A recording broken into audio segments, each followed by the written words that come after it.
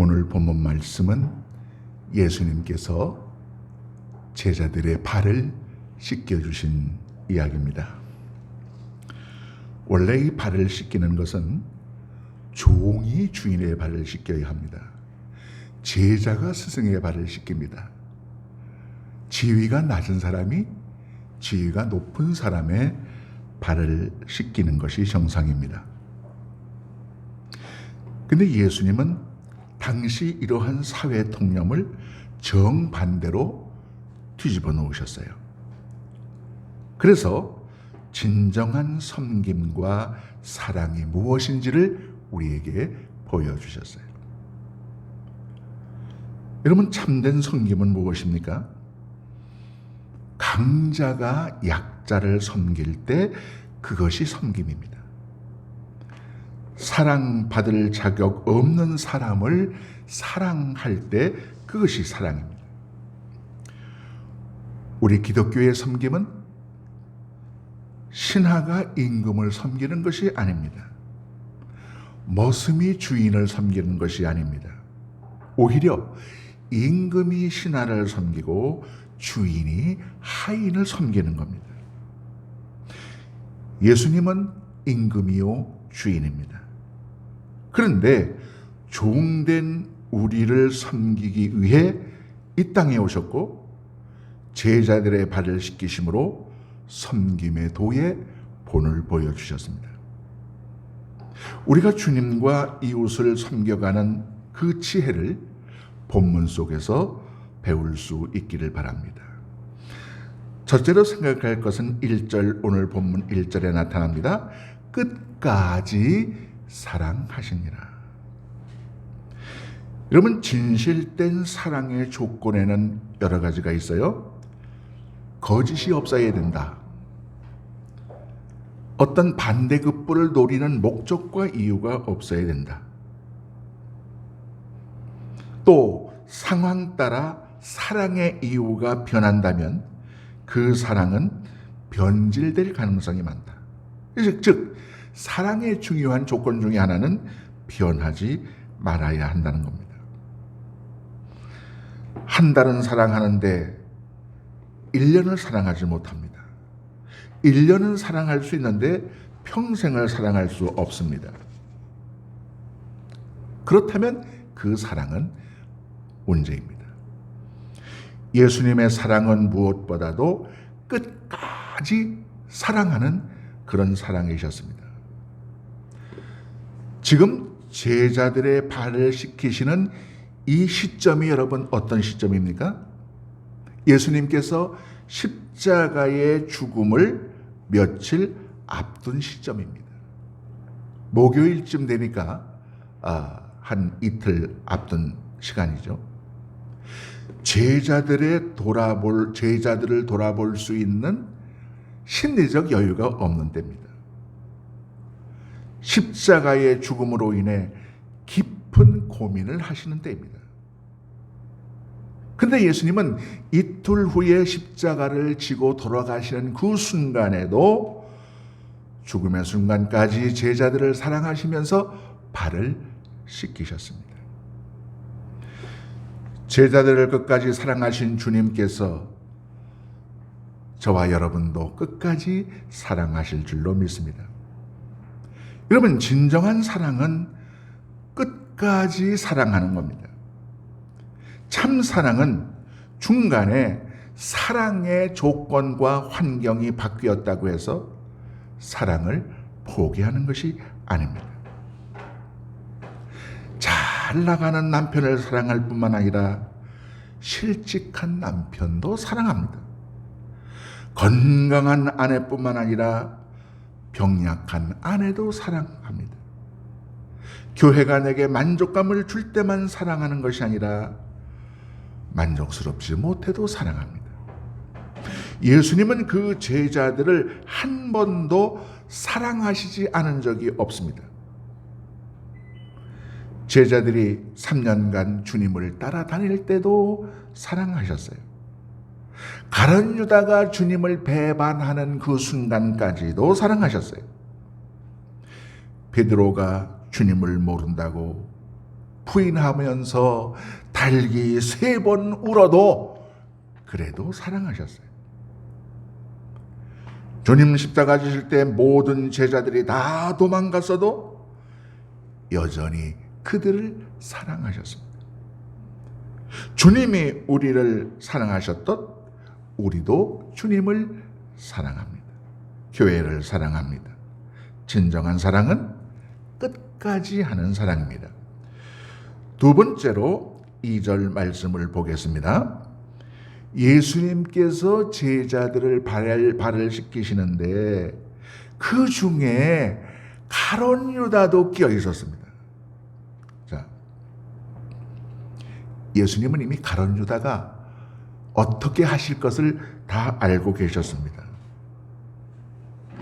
12명이나 되는 제자들의 발 중에 누구의 발을 가장 먼저 씻기셨을까? 아마 베드로는 속으로 내가 제자들의 대표이니까 수제자니까 그래도 체면 생각해서 내 발을 먼저 씻어주시겠지. 야고보와 요한은 아마도 주님이 나를 가장 귀여워하고 이뻐하시니까 내 발을 먼저 씻겨주시겠지.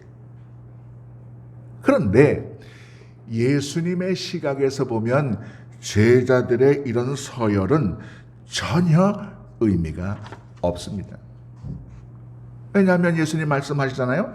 낮고자 하는 자는 그 자가 높은 자이며 높고자 하면 거기가 낮은 자라는 것입니다. 우리가 실수하는 것이 있어요. 자꾸 교회에서 이 서열을 만들려고 합니다. 높고 낮음을 생각합니다. 우리 주님은 이런 것에 전혀 관심이 없는데 우리들만 자꾸 목사가 높으냐 장로가 높으냐. 여러분, 장로님이 가장 높아지는 때가 언제입니까? 가장 낮은 자리에서 성도들을 섬기는 때예요. 목사가 가장 높아지는 때가 언제입니까? 성도들의 발을 씻길 때. 그때가 제일 높아지는 거예요. 교부 크리소스톰은 이런 이야기를 했어요. 굳이 제자들의 발을 씻기실 때 누구 먼저 씻으셨을까? 이런 질문을 한다면 자기는 그 대답에 가룟 유다를 제일 먼저 씻어주셨을 것이라고 생각한다고 했습니다. 가룟 유다의 발을 씻어주시면서 주님이 속으로 이렇게 생각하셨을 거예요. 가룟 유다야, 불쌍한 가룟 유다야, 어쩌다가 내가 이렇게 되었느냐. 은 30이 스승보다 그렇게 좋더냐. 불쌍한 가룟 유다야, 너는 나를 팔아먹지만 하지만 나는 네 발을 가장 먼저 씻긴다. 내가 네 발을 씻기는 이유를 네가 알 수 있겠느냐. 가룟 유다야, 지금도 늦지 않았다. 마음을 돌이켜 회개하고 옛날에 착하고 정확한 가룟 유다로 돌아오너라. 네가 나를 팔지 않아도 나는 하나님의 정하신 길을 간다 한다. 안타까운 가룟 유다야. 아마 속으로 그런 생각을 하지 않으셨을까? 누구의 발을 12명 제자들 중에 누구의 발을 먼저 씻어주셨을까를 생각한다면 저는 크리소스톰의 견해에 동의합니다. 가장 미운 사람의 발을 먼저 씻기는 겁니다. 미울수록 섬겨야 합니다. 며느리가 못마땅하다면 시어머니가 며느리를 한번 섬겨보는 거예요. 시어머님과 불편하신 관계라면 시어머니의 발을 먼저 한번 씻겨보는 거예요. 주님은 오늘 우리에게 말씀하십니다. 내가 너희의 발을 씻긴 것처럼 너희도 서로의 발을 씻겨라. 너희 가슴 속에 미운 가룟 유다가 있느냐? 그 사람의 발을 마음속으로 씻겨라. 내 마음속의 가룟 유다의 발을 씻기는 그런 섬김의 성도들이 되시기를 바랍니다. 셋째로 8절 말씀을 보겠습니다. 예수님께서 베드로의 발을 씻기려고 하자 베드로가 거절합니다. 아니 주님 무슨 말씀입니까? 어떻게 선생님께서 제 발을 씻기신다는 말입니까? 예수님 안 됩니다. 안 돼요. 제 발 씻기지 마세요. 베드로가 왜 거절했을까요? 주님이 내 발을 씻기시다니 너무 황송해서 거절했을 수도 있습니다. 아니면은 나는 주님의 발을 제대로 한 번도 못 씻겨드렸는데 주님이 내 발을 씻겨드린다니까 이게 나 뜨겁고 황송해가지고, 아니면은 진짜로 겸손해서. 그러나 제자 베드로가 예수님이 발을 씻기실 때 거절한 것은 이거보다 더 깊은 뜻이 있다고 보여집니다. 여러분, 사람 중에는 주기만 하는 사람도 있고 받기만 하는 사람도 있습니다. 반면에 준 만큼 받고 받은 만큼만 돌려주는 사람이 있습니다. 네가 나한테 잘한 만큼만 내가 너한테 잘해주는 겁니다. 네가 나한테 100원어치 잘하면 나는 100원어치 돌려줍니다. 절대로 110원어치를 돌려주지 않습니다. 철저하게 주고받고의 관계, 이것을 우리는 기브 앤 테이크 관계라고 얘기하죠. 사회생활에서는, 비즈니스에서는 이 기브 앤 테이크를 잘하는 사람이 승리합니다. 빈틈없는 사람입니다. 실속 있는 사람입니다. 정확한 사람입니다. 100원어치 받고 200원어치 돌려주면 그 비즈니스 망하죠. 바보죠. 이 일반 사회생활 속에서는 기브 앤 테이크를 잘해야 합니다.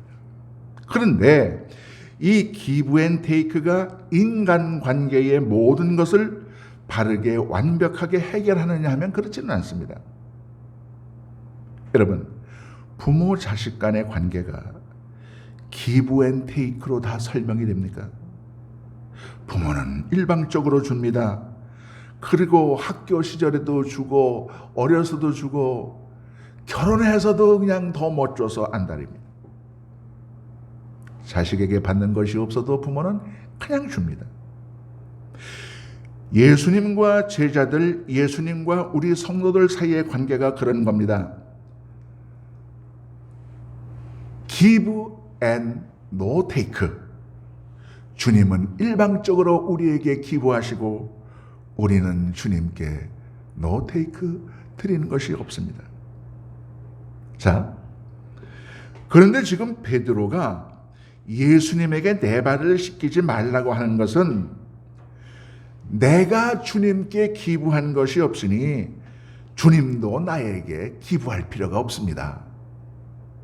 이런 뜻입니다. 내가 주님 발을 못 씻겼는데 주님이 내 발을 씻기실 필요가 어디에 있습니까? 베드로는 기브 앤 테이크의 사고에 익숙해져 있는 사람입니다. 어찌 보면 체면을 알고 염치를 아는 사람입니다. 나는 예수님 발을 한 번도 안 씻겼는데 예수님이 내 발을 씻기신다고 한다면 적어도 염치가 있고 체면이 있는 사람이라면 발 내놓고 씻겨달라고 발을 내밀 수가 있겠습니까? 염치 없는 사람이죠. 그런데 우리가 분명히 알아야 할 것이 있습니다. 하나님과 우리의 관계는 기브 앤드 테이크의 관계가 아닙니다. 부모와 자녀의 관계는 기브 앤드 테이크의 관계가 아닙니다. 부부의 관계는 기브 앤드 테이크의 관계가 아닙니다. 하나님과 인간 사이의 관계를 기브 앤드 테이크의 관계로 이해할 때 이것은 그 신학이 잘못되는 겁니다. 여러분, 불교는 어떻습니까? 기브 앤드 테이크입니다. 내가 절에 가서 열심히 불공을 드리고 뭡니까? 1000번 무릎을 꿇고 절을 드리고 그러면 부처님이 나에게 축복해 주는 거예요. 일반 미신이나 저급한 무속신앙도 어떻습니까? 내가 시루떡을 해놓고 손이 발이 되도록 빌고 그렇게 하면 그 샤머니즘에 의해서 내게 복을 주는 거예요.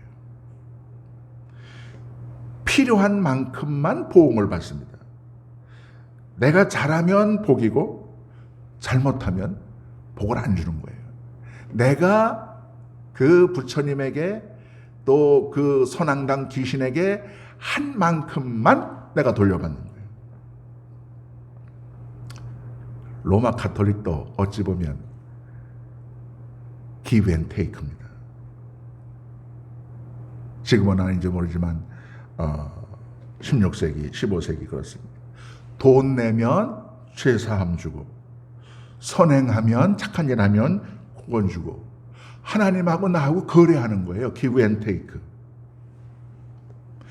이런 give and no take의 관계가 give and take의 관계로 변질되면서 기독교가 타락한 거예요. 우리 루터교회나 개신교는 어떻습니까? 아무것도 내가 하나님께 드린 것이 없는데 100% 하나님의 은혜로 내가 구원을 테이크했고 은총을 테이크했고 천국을 테이크 받는 겁니다. 하나님은 일방적으로 주셨고 우리는 아무 대가 없이 받은 거예요. give and no take입니다. 여러분, 탕자의 비유에서도 한번 보세요. 큰아들, 철저하게 아버지와 자식 간의 관계를 주고받는 비즈니스, 사무적인 관계로 계산하고 있습니다. 자신의 시각에서 보면 작은 아들은 아버지께 해드린 것이 아무것도 없는데 받을 것이 없어야 되는데 아버지가 살찐 소를 잡고 자색 옷을 입히고 막 그냥 퍼준다는 말입니다.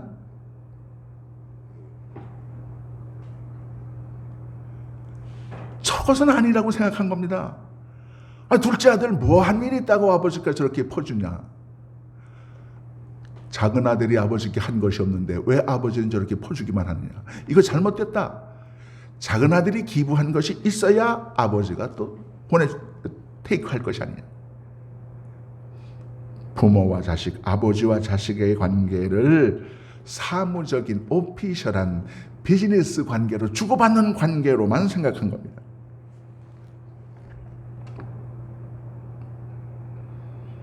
그러나 아버지의 생각은 달랐습니다. 아들에게서 받은 것이 없어도 줄 수 있는 것이 아버지입니다. 주님은 우리가 드린 것이 없어도 당신의 생명까지 모든 것을 십자가 위에서 우리에게 주시는 분입니다. 베드로가 바로 탕자의 비유에서 큰 아들처럼 예수님과 제자의 관계를 사무적으로, 수학적으로, 계산적으로만 본 겁니다. 내가 예수님 발을 못 씻겼으니 주님도 내 발을 씻기실 필요 없습니다. 그런데 주님의 생각은 무엇입니까? 베드로야, 내가 제자의 도리를 다 못했어도 내가 내 발을 씻겨주마. 어서 발을 내밀으라. 그런 겁니다. 사랑은 이런 것입니다. 섬김은 이런 것입니다. 사랑한 만큼 되돌려 받으려고 하지 맙시다. 섬긴 만큼 섬김 받아야 한다는 생각을 버려봅시다. 일방적으로 사랑하고 잊어버리세요. 조건 없이 섬기고 잊으세요. 진정한 섬김은 받은 것이나 앞으로 받을 것을 계산하는 것이 아닙니다. 주님은 우리를 기브 앤드 테이크의 사무적인 관계로 만나는 것이 아닙니다. 다만 그냥 주시는 사랑과 일방적인 섬김으로 우리를 만나 주시는 겁니다. 이 사랑으로, 이 섬김의 마음으로 주님과 이웃과 몸된 교회를 섬겨가는 저와 여러분 되시기를 축원합니다. 마지막으로 14절과 15절에 나타나는 말씀입니다. 왜 주님께서 제자들의 발을 먼저 씻기셨는지, 그 이유가 여기에 언급되고 있습니다. 예수님이 제자들의 발을 씻기신 뜻은 내가 너희의 발을 씻겼으니 이제는 너희도 내 발을 좀 씻겨라, 이것이 아니었죠? 내가 너희의 발을 씻겼으니 이제 너희는 나 말고 또 다른 사람의 발을 씻겨라. 이것이 주님의 뜻입니다.